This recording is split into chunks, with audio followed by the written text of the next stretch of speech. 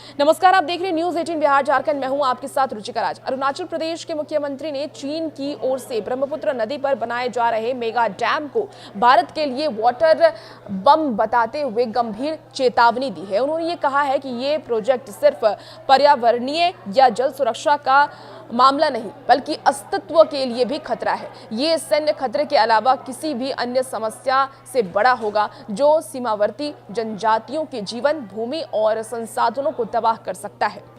उन्होंने ये भी कहा कि चीन अंतर्राष्ट्रीय जल संधि का हस्ताक्षर करता नहीं है और यही सबसे बड़ी चिंता है। अगर चीन इस संधि पर हस्ताक्षर करता तो उसे नदी के डाउनस्ट्रीम क्षेत्रों के लिए पानी छोड़ना पड़ता, जिससे भारत, खास करके अरुणाचल और असम को फायदा होता। लेकिन वर्तमान में चीन पर किसी तरह की वैधानिक बाध्यता नहीं है और इसी वजह से भारत के लिए ये खतरा बढ़ गया है।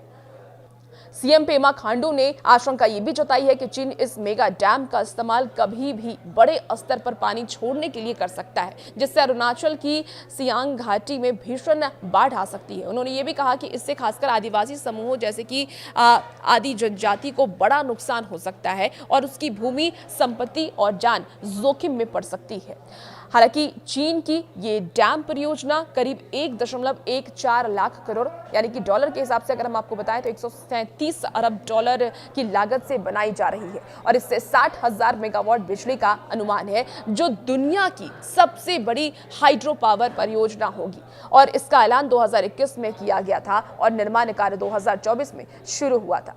मुख्यमंत्री ने यह भी बताया है कि भारत सरकार और राज्य सरकार ने मिलकर के एक सियांग अपर मल्टीपर्पज प्रोजेक्ट की योजना बनाई है, जो चीन की संभावित जल आक्रामकता से निपटने में एक रक्षा कवच की तरह काम करेगा। इस परियोजना के तहत राज्य की जल भंडारण और नियंत्रण क्षमता विकसित की जा रही है ताकि बाढ़ की स्थिति में नियंत्रण रखा जा सके। उन्होंने ये भी कहा है कि चीन किसी भी जानकारी को साझा नहीं करता और इसीलिए भारत को अपने स्तर पर तैयारी करनी होगी।